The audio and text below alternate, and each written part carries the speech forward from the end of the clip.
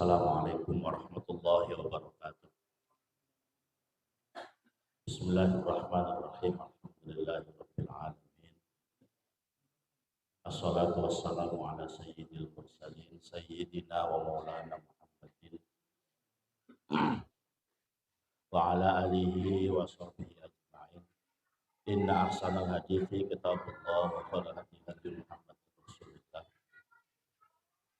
Syarrul umuri muhdatsatuha wa kullu muhdatsatin bid'ah wa kullu bid'atin dhalalah.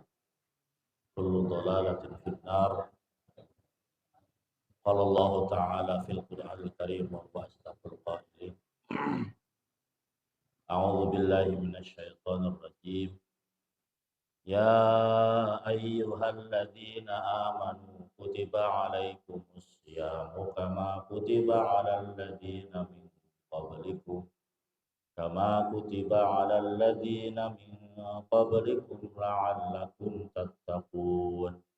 Ayyaman ma'dudat. Faman kana minkum maridan aw ala safarin fa'iddatun min ayyamin ukhra wa 'alal ladzina yutiqunahu fidyatun ta'amu miskin fama tatawwa'a khairan fahuwa khairul lahu wa tasumu khairul lakum in kuntum ta'lamun. Syahrul Ramadan alladzi unzila fihi al-Qur'an minkumus syahra falyasum wa man kana maridan aw ala safarin fa'iddatun min ayyamin ukhra. Yuridullahu bikumul yusra wa la yuridu bikumul usra walitukmilul iddata walitukabbirullaha ala ma hadakum wa la'allakum tashkurun. Wa idza sa'alaka ibadi anni fa inni qarib ujibu da'watad da'i idza da'an falyastajibu li wal yu'minu bi la'allahum yarshudun. Uhilla lakum lailatas siyamir rafathu ila nisaikum hunna libasun lakum wa antum libasun lahun. Alimallahu annakum kuntum takhtanuna anfusakum fataba alaikum wa afa ankum fal'ana bashiruhunna wabtaghu ma kataballahu lakum wa kulu washrabu hatta yatabayyana lakumul khaytul abyadu minal khaytil aswadi minal fajr thumma atimmus siyama ilal layl wa la tubashiruhunna wa antum aakifuna fil masajid tilka hududullahi fala taqrabuha kadzalika yubayyinullahu ayatihi lin-nasi la'allahum yattaqun. Para hadirin jamaah rahimakumullah, alhamdulillah malam hari ini penghujung bulan Sya'ban 1446 Hijriah. Insyaallah penutupan sementara sebelum nanti kita berada di bulan suci Ramadan di tahun 1446 Hijriah. Jadi seperti biasa ketika menghadapi bulan Ramadan, maka yang kita bahas pengulangan tentang hal-hal yang berkaitan dengan pelaksanaan ibadah pada bulan suci Ramadan, khusus yaitu ibadah puasa atau shaum Ramadan. Malam hari ini tetap dalam kajian tafsir, tapi kitabnya saya malam ini menggunakan kitab Rawai'ul Bayan, tafsir ayatil ahkami minal Qur'an.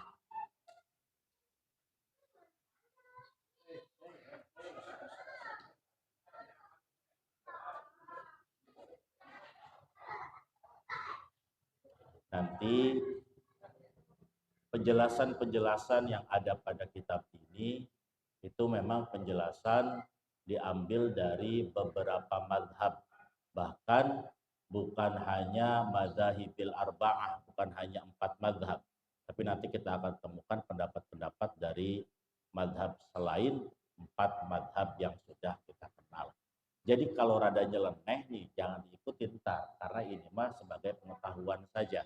Kita tetap berpegang pada madhab kita, yaitu madhab Ahlus Sunnah wal Jamaah, mengikuti 4 madhab yang mutabaroh, yaitu Hanafi, Maliki, Syafi'i, Hambali. Dan kita di Indonesia menggunakan madhabnya madhab Syafi'i.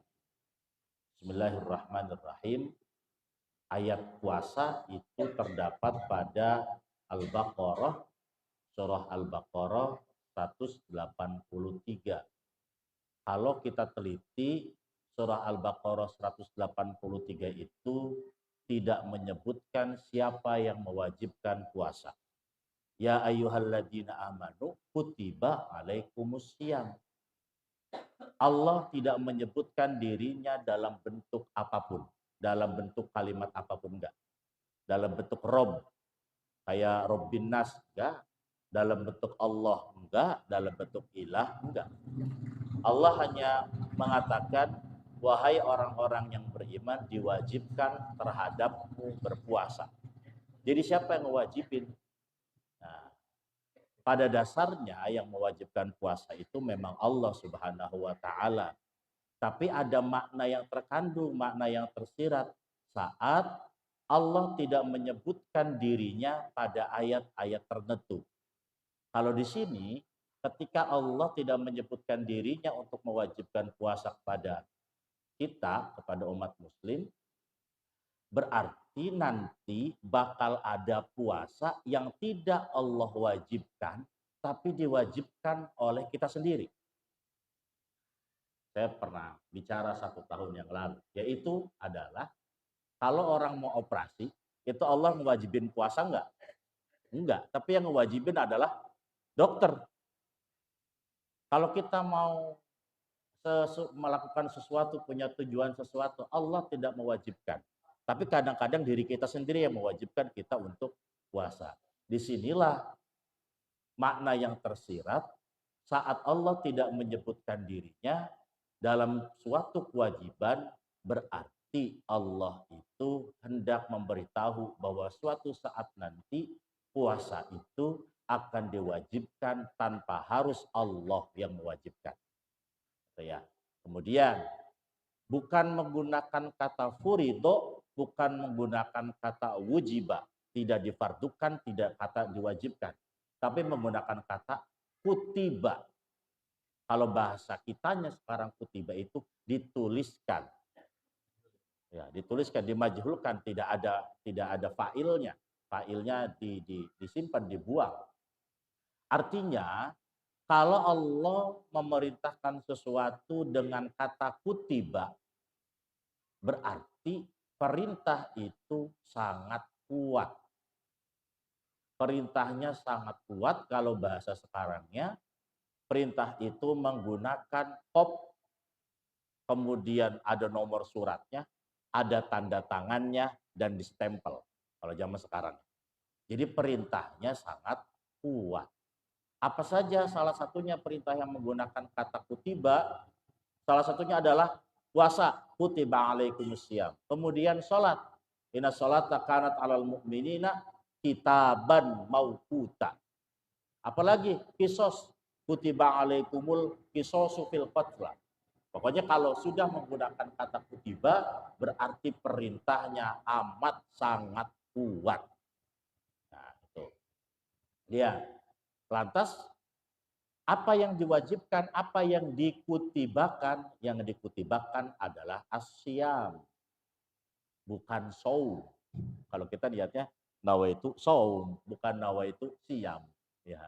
Yang diwajibkan adalah siyam. Tapi siyam dan saum adalah kalimat yang berbeda, tapi maknanya sama. Bentuk masdar yang berbeda-beda. Karena masdar itu tidak melulu sesuai dengan wazan. ada namanya masdar taukid, itu tergantung orang Arab bikinnya gimana kalimat masdarnya. Maka silakan mau nawaitu sauma godin atau nawaitu siyama godin. Ya, jadi boleh. Yang penting an adai fardhi syahri Ramadhani, bukan Ramadona. Ya, yang penting an adai fardhi syahri Ramadhani hadhihi sanati. Kecuali mau ditambahin belakangnya. Baru pakai Ramadona nggak apa-apa. Nawaitu sauma godin an adai fardhi syahri Ramadona hadhihi sanata, baru boleh. Jangan sanati. Atau nawaitu sauma godin an adai fardhi syahri Ramadona li hadhihi sanati, baru boleh. Pakai li depannya. Tapi saya ulangi lagi, padahal tahun kemarin udah saya katakan nggak apa-apa sebagai bentuk pengingat, bahwa itu tidak akan mengurangi keabsahan kita dalam menjalankan ibadah puasa. Itu mah hanya talafud, karena hakikinya niat itu mahalluha fil qalbi. Niatnya adalah di dalam hati. Kemudian sebenarnya puasa itu seperti apa awal perintahnya? Kalau kita baca wa 'alal ladzina yutiqunahu fidyatun ta'amu miskin, sebagian pendapat mengatakan bahwa sebelumnya puasa itu adalah ikhtiar, pilihan. Jadi ada yang silakan untuk puasa mangga, mau nggak puasa nggak apa-apa. Awal pertama kali turunnya perintah puasa. Jadi saat ada perintah puasa, pilihannya dua. Yang pertama puasa, atau yang kedua enggak puasa, tapi silakan bayar fidyah. Waktu permulaan diturunkannya perintah puasa. Tapi sebagian ulama lagi mengatakan enggak. Wa 'alal ladzina yutiqunahu fidyatun ta'amu miskin itu bukan perintah yang kemudian menjadikan pendapat bahwa awal puasa itu pilihan. Mau puasa sok, enggak puasa, yang penting bayar fidyah. Enggak. Tapi puasa itu sebenarnya sudah ada sebelumnya, yaitu puasa 3 hari setiap bulan. Puasa 3 hari setiap bulan itu kemudian menjadi sebuah latihan sebelum muncul perintah berikutnya, yaitu puasa pada bulan Ramadan. Ya, sebelum muncul perintah berikutnya, puasa pada bulan Ramadan. Maka kemudian akan muncul beberapa hukum turunan dari ayat-ayat tentang puasa. Yang pertama, hal furido alal muslimina siyamun qabla Ramadan. Apakah diwajibkan kepada orang muslim puasa sebelum bulan Ramadan? Yang pertama, annal mafrudo alal muslimina minasyami innama huwa hadhil ayyam. Wa ila hadza dhahaba aktsarul mufassirin. Perintah puasa itu pertama kali hanya ada pada Ramadan. Enggak ada perintah puasa sebelum puasa Ramadan. Ini seperti yang dipilih oleh pendapat Ibnu Abbas, Hasan, dan Ibnu Jarir at-Tabari. Itu menganggap bahwa puasa yang pertama kali diperintahkan adalah puasa Ramadan. Ada lagi, an Qatadah wa ato annal mafrudo alal muslimina kana salasata ayyam min kulli syahrin. Sesungguhnya yang diwajibkan bagi orang muslim itu pertama kali adalah puasa 3 hari setiap bulan. Jadi sebelum bulan Ramadan itu ada kewajiban puasa setiap bulan 3 hari. Ini menurut pendapat Qatadah dan Imam Atha. Summa furidu alaihim saumu Ramadana. Kemudian diwajibkan kepada mereka untuk puasa Ramadan. Nah, itu ya. Yadullu ala annahu wajibun ala takhyir. Wa amma saumu Ramadana fa innahu wajibun ala ta'yin. Fa wajaba ay yakuna saumu hadhil ayyam ghairu saumi Ramadan. Maka yang menjadi pilihan boleh puasa ataupun enggak puasa, yang penting kalau enggak puasa harus bayar fidyah, itu bukan puasa Ramadan, tapi puasa 3 hari setiap bulan sebelum adanya perintah puasa Ramadan. Hukum yang kedua, ma huwal maradu was safarul mubihu lil iftar. Apa yang dimaksud sakit dan perjalanan yang membolehkan orang untuk buka? Kan dalam Al-Quran itu faman kana minkum maridun aw ala safar fa'iddatum min ayamin ukhra. Di situ nggak dijelasin sakit apa yang boleh buat buka. Perjalanan macam apa yang boleh buat buka, buat membatalkan puasa. Maka akan ada muncul beberapa pendapat. Awalan qala ahlu dzahir. Mazhab dzahiri. Mutlaqul marudi was safari yubihu lil insani al iftaru hatta walau kana safaru qasiran wal maradu yasiran hatta min waj'il usbu'i wad dorsi. Ini pendapat ulama dzahir, mazhab dzahiri. Kata mazhab dzahiri, di Al-Quran itu tidak dijelaskan sakitnya sakit apa, perjalanannya perjalanan apa. Jadi jalan pendek, sakit ringan juga boleh buat berbuka. Bahkan cuman cantengan atau sakit gigi. Ini pendapat mazhab ahlul dzahir, pendapat dzahiri. Bang Amok, tahu-tahu tengah hari bolong ngopi seruput. Kenapa? Sakit kan jempolnya. Pemangkana minkum maridun aw ala safarin fa'iddatum min ayamin ukhra.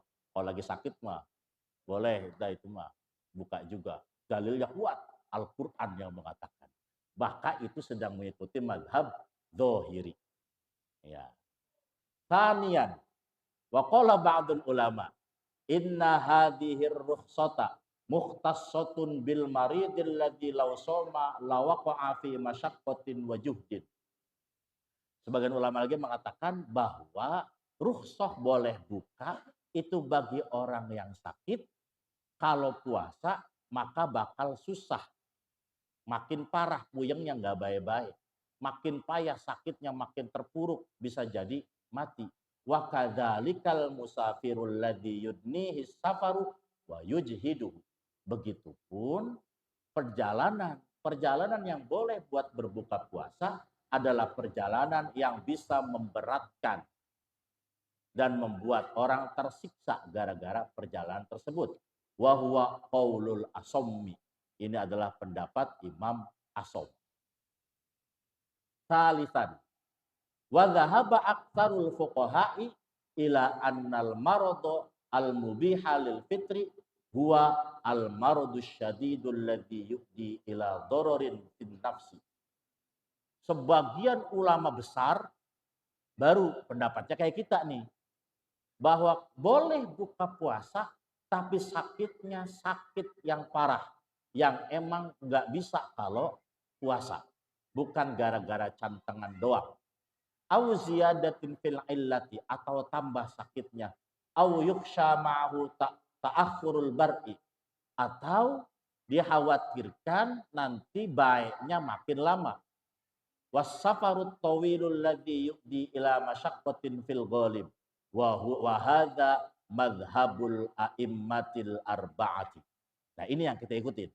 Madhab imam yang 4. Itu berpendapat perjalanan yang boleh buat buka adalah perjalanan yang nantinya menghasilkan masyaqqah, menghasilkan keberatan. Sakitnya juga sama. Sakit yang boleh berbuka adalah sakit yang memberatkan, bukan cantengan bukan sakit gigi, bukan puyeng sedikit seperti mazhab Zohiri. Ya. Jadi kalau kita ketemu sama orang yang rada nyeleneh begitu jempol doang, itu mazhab Zohiri berarti. Kok bisa? Karena ada nih. Haka atau hukia annahum dakhulu ala bin Sarir fi Ramadana wa huwa yakul. Madhab Zohiri itu punya dalil dari seseorang namanya Ibnu Sirin. Di bulan Ramadan masuk ke rumah Ibnu Sirin lagi makan. Maka kemudian fa'talla biwaj'i usbu'ihi. Maka Ibnu Sirin itu mengambil alasan bahwa dia lagi sakit jarinya. Makanya makan tengari bolong. Itu hujah yang digunakan oleh madhab Zohiri. Wa qala Dawud, ar-rukhsatu hasilatun fi kulli safar, walau kana safaru farsakhon. Kalau Imam Dawud mengatakan, rukhsah untuk perjalanan, itu perjalanan apa saja. Walaupun perjalanannya cuma 5,5 kilometer. Atau 1 farsah. Kemana keting? Dari sini ke Jati. Dari sini ke Jati, kalau kata Imam Daud, itu sudah boleh buat buka. Ya. Wa hadza madalla alaihi dzahirul Qur'an. Kata Imam Daud, kata mazhab ahli dzahir, orang di Al-Qur'annya juga nggak dijelasin berapa kilometer.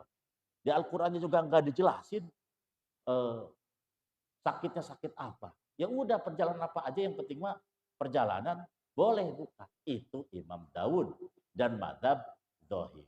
Tapi istadalla jumhurul ulama ala annal maradul yasirul ladzi la kuflata ma'ah la yubihul iftaru biqaulihi ta'ala fi ayatis siyam yuridullahu bikumul yusra wala yuridu bikumul usra. Fal ayatu qad dallat ala annal fardu minat tarkhisil maradi khafifan was safari qariban fala yuqalu inna hunaka masyaqqatun rufi'at anis shaim. Fa ayyu masyaqqatin min waj'il usbu'i wad daras. Kata imam-imam yang 4, mazhab yang 4. Ini nih sakit yang boleh buka, perjalanan yang boleh buka itu perjalanan yang menimbulkan masyaqqah. Karena ada ayat Al-Quran yang membunyikan yuridullahu bikumul yusra wala yuridu bikumul usra. Allah itu menginginkan keringanan, kemudahan, bukan menginginkan kesulitan. Kalau cuma cantengan doang, sulitnya di mana? Fa ayyu masyaqqatin min waj'il usbu'i wad daras. Mana keberatan cuma sakit kuku doang? Mana keberatan perjalanan pendek doang? Gak ada keberatannya itu tuh. Justru Allah tuh mengatakan yuridullahu bikumul yusra wala yuridu bikumul usra, itu berarti harus ada kesulitannya. Karena keringanan itu muncul ketika ada kesulitan. Ya, jadi nih untuk pertanyaan yang kedua, perjalanan mana yang boleh buat buka? Maka kita pegang pendapat jumhurul ulama, yaitu pendapat a'immatul arba'ah. Imam Hanafi, Imam Maliki, Imam Syafi'i, Imam Hambali. Bahwa boleh buka kalau sakitnya parah, boleh buka kalau perjalanan jauh. Ya, gitu ya. Jadi apa namanya? Ini mah hanya sekedar pengetahuan, punten jangan dipakai. Nih, makanya dikatakan alladzi yataqabbaluhul aqlu biqabulin hasanin. Maka pendapat yang diterima dengan otak yang cerdas itu adalah pendapat jumhuril ulama. Makanya wajar kalau ada saudara-saudara kita yang kemudian melihat Al-Quran itu secara tekstual, wajar. Kalau nggak ada di Al-Qurannya, nggak boleh, wajar. Karena dari zaman dahulunya memang sudah ada, yaitu adalah madhab Ahlul Thohir dan madhab Imam Dawud. Untung kita bukan madhab Imam Dawud sama madhab Ahlul Thohir. Untung madhab kita adalah Ahlus Sunnah wal Jamaah. Jadi rada ikhtiar, rada hati-hati. Pertanyaan ketiga, ma huwa safarul mubihul lil iftar? Perjalanan mana yang dibolehkan untuk berbuka? Wa ha'u fihi ba'da ittifaqihim ala annahu la budda ay yakuna safarun tawilan. Mau tidak mau perjalanannya adalah perjalanan yang panjang. Yang pertama, qala al-Auza'i, Imam Auza'i mengatakan as-safarul mubihu lil fitri masafatu yaumin. Perjalanan yang boleh buat berbuka adalah perjalanan seharian. Kalau kita melakukan perjalanan seharian, maka baru boleh berbuka. Itu pendapat Imam Auza'i. Wa qala Syafi'i wa Ahmad. Nah, ini nih pendapat mazhab kita, Imam Syafi'i. Huwa masiratu yaumaini wa lailataini. Mazhab Syafi'i mengatakan boleh berbuka puasa kalau perjalanannya 2 hari 2 malam. Jadi kalau ke Bogor nggak boleh buka, ke Bandung nggak boleh buka, ke Jawa, Tegal, Brebes, Pekalongan nggak boleh buka. Yang 2 hari 2 malam kemana? 2 hari 2 malam. Sulawesi ya, kalau naik mobil. Kalimantan bisa 2 hari 2 malam itu. Kalau ke Madura itu bisa ditempuh dalam 1 hari 1 malam sekarang. Karena saya pernah ke Madura berangkat habis dohor sampai Madura jam 4 subuh. Berarti nggak nyampe sehari semalam. Jadi menurut mazhab Syafi'i, perjalanan yang baru sehari semalam doang tidak diperkenankan untuk berbuka. Ya, jadi harus 2 hari 2 malam. Udah rada jauh tuh ya. Wa yuqaddaru bisittata asyara farsakhon. Dikira-kirakan dengan 16 farsakh. 16 farsakh, 1 farsakh 5,5 km. Berarti kalau 16 berapa kali 5,5? Yang 5 aja 5 kali 16 aja 80 ya. 80 tambah 8. Berarti 88 km. Kalau perjalanan sudah 88 km baru boleh untuk berbuka. Tapi 88 kilometernya pakai onta. Ya bukan pakai mobil. Sekarang pakai mobil ke Jawa Timur, adem, bisa bari karaokean, joknya bisa di resleting seat, bisa dijengatin, ada footrestnya tempat kakinya, pakai bantal, bisa semuanya. Pokoknya udah pakai selimut segala. Berarti ada masyakoh enggak? Enggak ada masyakoh. Mau ikut pendapat siapa? Ya. Kalau tidak ada masyakoh, maka tidak diperkenankan untuk berbuka. Harus ada masyakoh. Karena kaidahnya al-masyakotu tajlibut taisir. Kalau ada masyakoh baru bisa menarik kemudahan. Kalau nggak ada masyakoh, nggak boleh menarik kemudahan. Wa qala Abu Hanifah wa Tsauri. Imam Abu Hanifah sama Imam Tsauri mengatakan masiratu salasati ayyamin bilayaliha. Kalau kata Imam Abu Hanifah, perjalanan yang boleh melakukan berbuka puasa adalah perjalanan 3 hari 3 malam. Wa yuqaddaru bi arba'atin wa isyrina farsakhon. 24 farsakh kali 5 kali 5,5 berapa tuh? 120 ditambah 12. Berarti berapa? 120 tambah 132 ya? 132 kilometer. Baru boleh buat berbuka. Menurut madhab Hanafi dan madhab Imam Tsauri. Dan kita ingetin aja. Kalau madhab Syafi'i itu batasnya adalah 88 kilometer. Cek yang mau mudik ke Cirebon, coba dicek di Google Map. 100 berapa Ustaz? Deden ke Cirebon berapa kilo? Ada 300 kilo, ada 300 kilo, ada. 300 kilo ke Cirebon, berarti menurut madhab Syafi'i boleh iftar, boleh berbuka. Jangan diece. Apa jangan diece? Jangan dihina kalau ada orang yang berbuka dalam perjalanan. Jangan dihina. Nggak boleh. Karena ada hadisnya. Hadisnya bunyinya begini. Safarna ma'a Rasulillah fi Ramadana falam yu'ib as-shaimu 'alal muftiri walal muftiru 'alas shaim. Kami melakukan perjalanan bersama Rasulullah. Kemudian ada orang yang puasa, tapi orang yang puasanya enggak ngehina orang yang berbuka, enggak. Begitupun orang yang berbuka tidak menghina kepada orang yang berpuasa.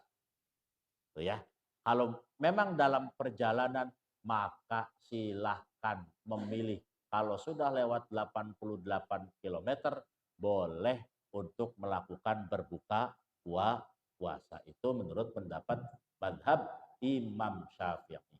Kalau misalnya memang lagi pakai, saya lagi pindah madhab ini, lagi pindah madhab Imam Hanafi, maka batasannya adalah 3 hari 3 malam. Imam Syafi'i 2 hari 2 malam. Ya.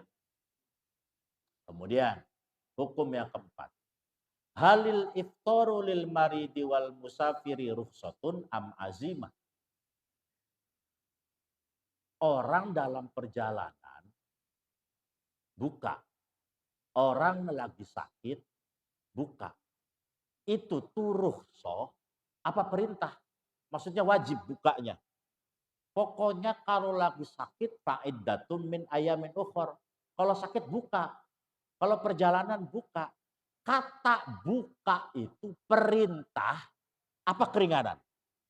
Kalau perintah berarti kalau lagi sakit wajib buka.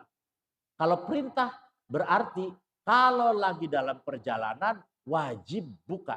Ini sampai segininya ulama fikih tuh ngebahas. Itu tuh bukanya wajib apa pilihan? Apa rukhsah?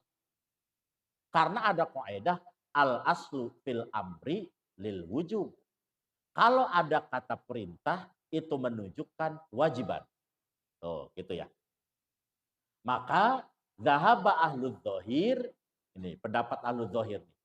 Ila annahu yajibu 'alal maridi wal musafiri ayyuftira. Wajib bagi orang sakit sama orang musafir buka. Kalau lagi perjalanan wajib buka. Itu kata madhab dzahiri. Kalau jumhur ulama wa fuqahaul amsor ahli fikih Mesir annal iftara rukhsatun. Buka itu adalah pilihan. Fa insya'a aftara wa insya'a shauma. Kalau mau buka, buka. Kalau mau puasa, puasa. Tidak ada kewajiban untuk berbuka kalau sakit atau kalau dalam perjalanan. Nah, menurut jumhur ulama wa antasumu khairul lakum. Dalam hal puasa tetap lebih baik puasa daripada buka. Walaupun ada keringanan buat berbuka puasa. Jod. Halis siyamu afdolu amil iftar. Apakah puasa itu lebih utama daripada berbuka? Kalau kita sakit, kalau kita perjalanan, utama mana puasa atau berbuka? Maka dalilnya wa antasumu khairul lakum. Dalilnya maka puasa itu lebih utama daripada berbuka. Kita lanjut nih. hal yajibu qada usyami mutatabi'an. Ada orang batal puasa 7 hari. Apakah ngodoinnya wajib runtut? Bang Amok puasa batal Senin, Selasa, Rebo, Kamis, Jumat, Sabtu, Minggu, 7 hari. Dari tanggal 1 sampai tanggal 7 Ramadan, batal semua 7 hari. Pas ngodoin itu, wajib. Ngodoinnya runtut, pokoknya nggak boleh pisah-pisah. Nggak boleh selang-seling, tanggal 1 puasa, 2, 3 enggak, 4 puasa, 5, 6 enggak. Apakah boleh selang-seling pas ngodoin atau ngodoinnya harus runtut? Zahaba Aliyun wabni Umar wabnu Umar wasyu'bi ila anna man aftara li udrin kamarodin aw safarin qadahu mutatabi'an. Kalau orang sakit perjalanan maka dia kemudian membatalkan puasanya, maka pas qada harus runtut qadanya. Enggak boleh misah. Wa hujjatuhum annal qada'a nadhirul ada. Qada itu harus melihat ketika enggak qada. Falamma kanal ada'u mutatabi'an fakadzalikal qada. Kalau batalnya runtut, maka ngodoinnya runtut. Kalau yang dibatalinnya itu mencelak-mencelok, ya ngodoinnya mencelak-mencelok. Ngikutin batal. Wa dhahabal jumhur ila annal qada'a yajuzu fihi kaifa makana. Tapi jumhur ulama termasuk mazhab Syafi'i itu mengatakan kalau kodok masuk terah udah bebas. Ya, hari ini puasa, ntar bulan depan puasa sehari lagi. Puasa apa? Ngodoin. Bulan depannya lagi 3 hari. Itu menurut jumhur ulama termasuk madhab Syafi'i.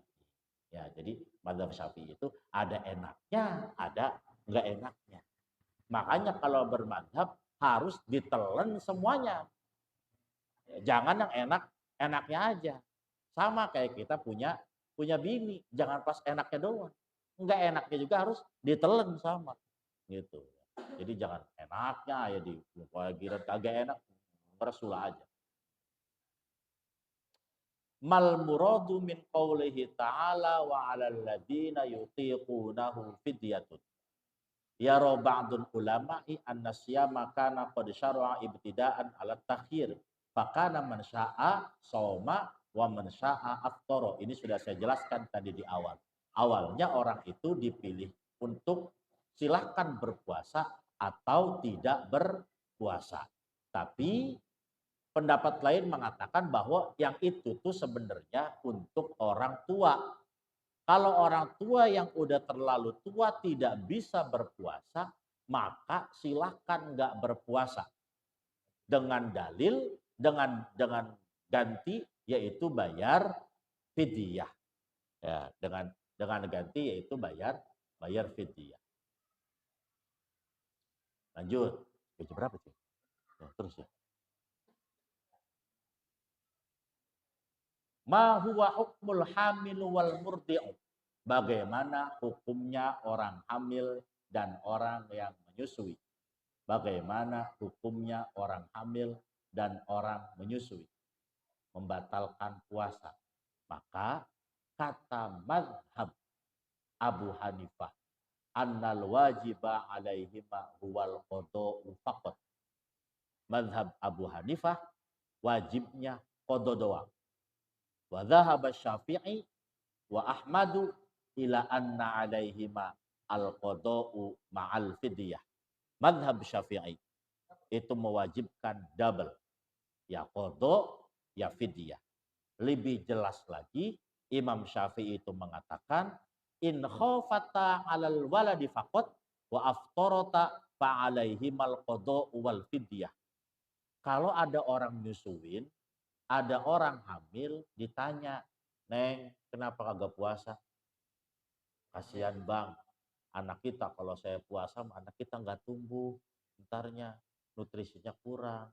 Neng kenapa nggak puasa? Atau kasihan anak kita kagak bisa netek, nggak ada air susunya. Kalau khawatirnya kepada anak, maka wajibnya dua. Ya kodo, ya fidyah. Wa in khofata ala anfusihima faqat au ala anfusihima wa ala waladihima fa alaihima al qada'u la ghairu. Kalau orang khawatirnya terhadap dirinya sendiri.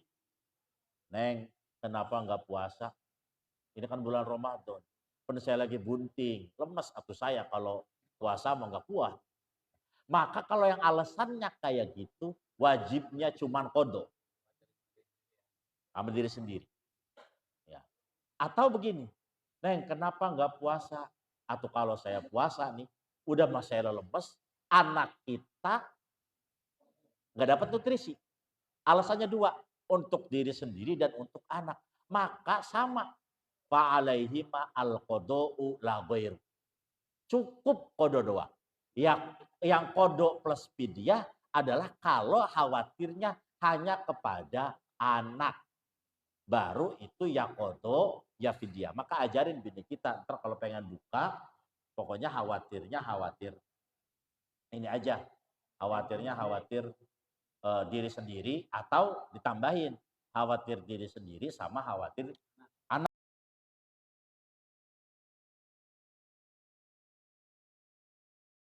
Al-hukmut tasi'u bima yathbutu syahru Ramadan atau bima yuthbatu syahru Ramadan.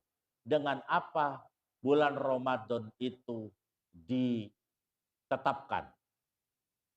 Yasbutu atau yusbatu syahru Ramadana biru yatil hilal. Pendapat ini yang pertama, penetapan awal bulan Ramadan harus berdasarkan ru'yatul hilal. Walau min wahidin adlin au ikmali iddati sya'bana salatina yauman. Atau menetapkan bulan Sya'ban 30 hari. Diistikmalkan bulan Sya'bannya jadi 30 hari. Wala ibrata bil hisab. Wala ilman nujum. Ini menurut kitab ini ya. Maka tidak ada ibarat menggunakan hisab dan ilmu perbintangan.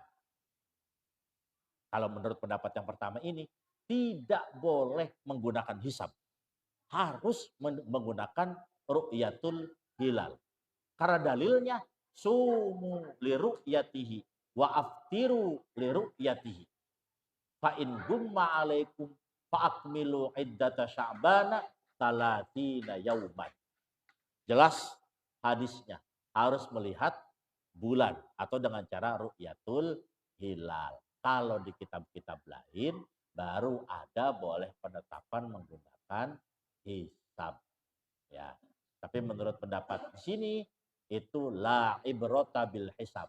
Tidak ada ibarat menggunakan hisab wala ilman nujum dan tidak ada dengan ilmu nujum, ilmu perbintangan.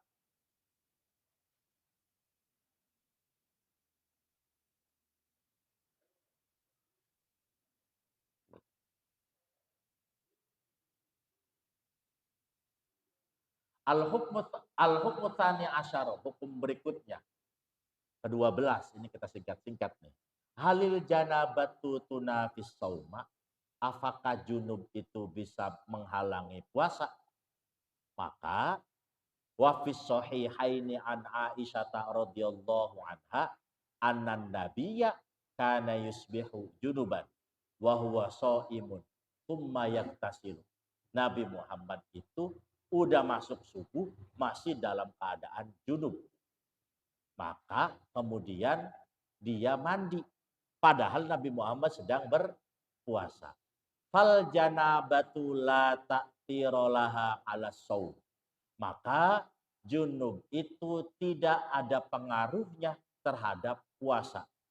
Wa yajibul iktisalu min ajlis sholat. Mandi junub itu hanya untuk tujuan sholat. Puasa mah nggak ada wajib mandi junub. Bang Amok malam-malam junub misalnya. Udah keburu subuh belum sempat mandi. mandi-mandi setengah 6, bagaimana puasanya? Sah puasanya. Yang nggak sah apanya? Sholat subuhnya. Kalau sholat subuh belum mandi junub. Tuh. Ya, mandinya kesiangan. Ya.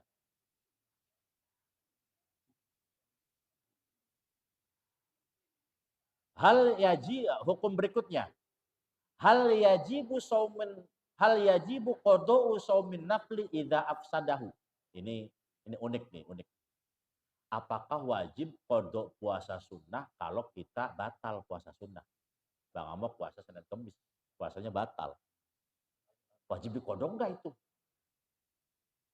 Madhabul Hanafiyah. Madhab Hanafi mengatakan yajibu alaihil kodok. Kalau puasa sunnah batal, maka puasa sunnahnya wajib kita kodok. Kata madhab Hanafi. Ya. Wajib dikodok pokoknya. Karena li'annahu bisyuru'i yalzamuhul itmam. Karena kalau udah memang bertekad buat puasa, ya kudu disempurnain. Iya, nggak boleh dibatalin tengah-tengah. Makanya kata mazhab Hanafi, wajib kodok. Walaupun itu puasa sunnah kalau batal. Mazhabu syafi'iyati wal hanabilati la yajibu alaihi al-qada'u li'annal mutatawwi'a amiru nafsihi. Syafi'i, Hambali tidak wajib kodok. Karena puasa sunnah mah kersanya diri sendiri. Wa dhahabal malikiyah.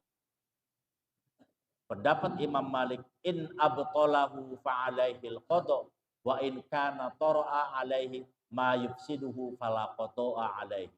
Kalau dibatalin wajib qada. Tapi kalau kayak perempuan head lagi puasa sunnah tiba-tiba head, maka dia nggak wajib qada puasa sunnah.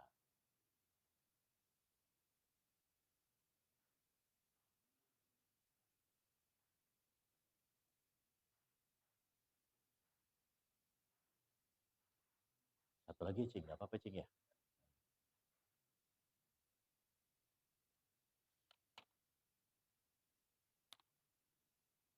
Ma huwal iktikafu wa fi ayyil masajidi ya'takifu. Di mana kita iktikaf. Masjid mana aja yang dibolehkan buat iktikaf. Pendapat pertama, masjid yang dibolehkan untuk iktikaf khosun bil masajidi as-salasati. Kita itu iktikaf sah cuman di 3 masjid. Al-Masjidil Haram, wal Masjidin Nabawi, wal Masjidil Aqsa. Pendapat pertama, iktikaf sah cuman di 3 masjid. Haram, Madinah, sama Aqsa Palestina. Selain itu nggak ada iktikaf. Pendapat pertama, waqala ba'duhum la i'tikafa illa fi masjidin tujma'u fihil jamaah. Tidak ada iktikaf kecuali di masjid yang dikumpulkan orang untuk berjamaah.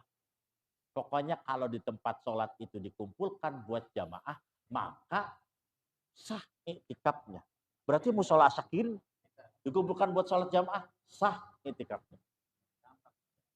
Waqalal jumhur. Pendapat jumhurul ulama. Ya juzul i'tikafu fi kulli masjidin minal masajidi li'umumi qawlihi ta'ala wa antum akifuna fil masajid. Silakan iktikaf di mana saja. Masjid apa saja. Baik digunakan buat jamaah ataupun tidak buat jamaah. Itu pendapat jumhurul ulama. Sok silakan jumhurul ulama itu seperti apa, mana yang mau kita ikutin, tapi lebih enak kalau untuk itikaf kita ikutin masjid mana saja yang kita niatkan untuk bikin tempat sholat, maka itu dibolehkan untuk itikaf. Iya. Terus berapa lama itikaf itu? Pendapat iktikaf berapa lama? Yang pertama, iktikaf bisa dikatakan iktikaf kalau iktikaf itu sudah yaumun walailatun, sehari semalam. Yang kedua, kalau iktikafnya udah 10 hari, baru dikatakan iktikaf. Kita nih, Imam Syafi'i, lahdotan, wala hadda li aktarhi. Di madhab Syafi'i mah, Bang Amok masuk ke Masjid Al-Ihya, nawaitul i'tikaf sunnatan lahi dapat semenit keluar lagi udah ditulis dia lagi i'tikaf. Ya, itu ya. Jadi itulah hukum-hukum yang bisa kita pelajari dari ayat-ayat puasa. Barangkali ada yang mau diobrolkan, monggo silakan.